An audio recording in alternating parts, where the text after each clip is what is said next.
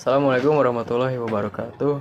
Selamat pagi ya teman-teman. Perkenalkan, nama saya Fahmi Nasrul Aziz dengan NRP 244010272 dari kelas 24 MJF, Program Studi Manajemen. Sebelum kita beralih ke materinya, mari kita berdoa semoga kita dalam keadaan sehat dan bersemangat hari ini. Terima kasih atas kesempatan yang diberikan kepada saya untuk menyampaikan presentasi tentang analisis kemiskinan dan pengangguran di Kota Depok. Semoga apa yang saya sampaikan bermanfaat dan bisa kita diskusikan bersama. Mari kita mulai. Nah, di sini apa itu kemiskinan dan pengangguran?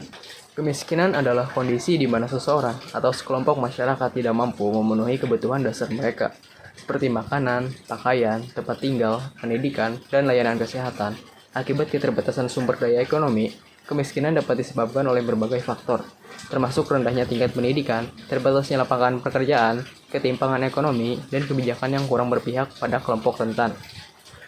Dan ada pula pengangguran, adalah keadaan di mana seseorang yang termasuk dalam angkatan kerja, biasanya berusia produktif, tidak memiliki pekerjaan, tetapi sedang mencari pekerjaan.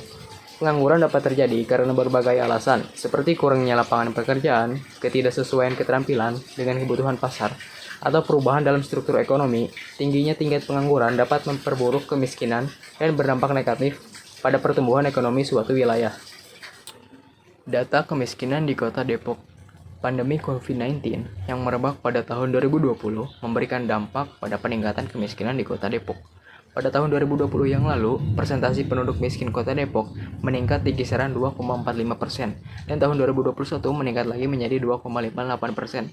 Angka ini hampir menyamai angka kemiskinan Kota Depok kondisi 14 tahun lalu, yaitu 2007. Seiring dengan pandemi COVID-19 yang mulai mereda dan kehidupan masyarakat berangsur normal, persentase kemiskinan di Kota Depok pun mulai mengalami penurunan kembali. Angka kemiskinan Depok mengalami penurunan menjadi 2,53% di tahun 2022 dan semakin menurun pada tahun 2023 sebesar 2,38%. Persentase kemiskinan pada tahun 2023 ini semakin mendekati angka persentase sebelum pandemi COVID-19 pada tahun 2015 sampai 2016. Pada tahun 2023, ini diperkirakan ada sekitar 61,9 ribu penduduk miskin di Kota Depok.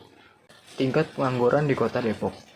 Tingkat pengangguran terbuka Kota Depok mengalami penurunan dari 8,92% pada tahun 2020 menjadi 8,32% pada tahun 2021 dan 7,82% pada tahun 2022. Kenaikan pada 2020 disebabkan oleh dampak pandemi COVID-19.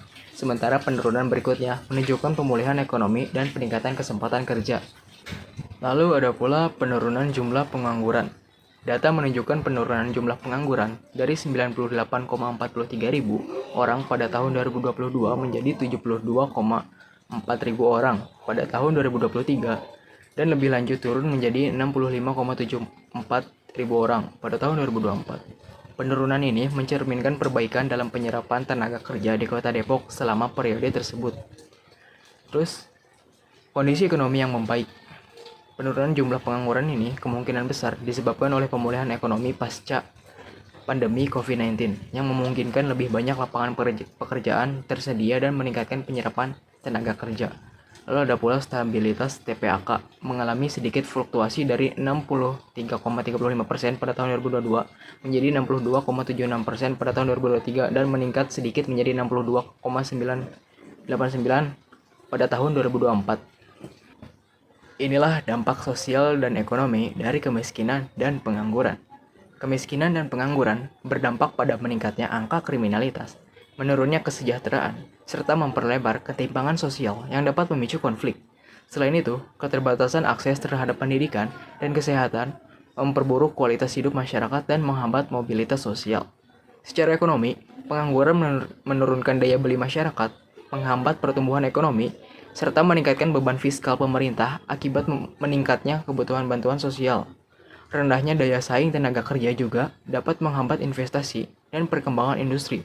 Oleh karena itu, diperlukan kebijakan yang tepat untuk menciptakan lapangan kerja, meningkatkan akses pendidikan, serta memperkuat program pemberdayaan ekonomi guna mengatasi permasalahan ini. Lalu, solusi untuk mengurangi kemiskinan dan pengangguran. Yang pertama, untuk mencegah kemiskinan dan pengangguran, diperlukan pendekatan yang menyeluruh di berbagai sektor. Peningkatan kualitas dan akses pendidikan menjadi kunci agar masyarakat memiliki keterampilan sesuai dengan kebutuhan pasar kerja, termasuk penguatan pendidikan vokasi dan pelatihan berbasis industri. Yang kedua, selain itu, penciptaan lapangan kerja berkelanjutan perlu didorong melalui pertumbuhan sektor industri, UMKM, dan ekonomi kreatif. Regulasi yang mendukung investasi serta kemudahan akses modal bagi wirausaha juga penting untuk membuka lebih banyak peluang kerja. Pemerataan infrastruktur dan pemanfaatan teknologi digital dapat meningkatkan akses terhadap peluang ekonomi yang lebih luas. Yang ketiga, stabilitas politik dan keamanan berperan dalam menciptakan lingkungan usaha yang kondusif. Sementara, penegakan hukum yang baik dapat menarik investasi dan mengurangi ketimpangan sosial.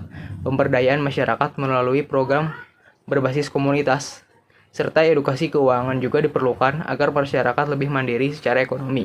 Dengan kebijakan yang terintegrasi dan berkelanjutan, kemiskinan dan pengangguran dapat dicegah secara efektif, menciptakan masyarakat yang lebih sejahtera dan berdaya saing. Demikian presentasi yang dapat saya sampaikan. Saya sangat menghargai waktu dan perhatian Anda dalam menyimak materi ini. Jika ada kata-kata yang kurang tepat atau penyampaian yang kurang jelas, saya mohon maaf.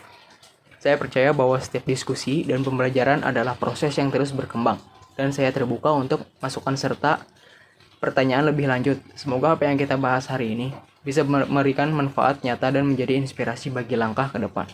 Terima kasih dan sampai jumpa di kesempatan berikutnya.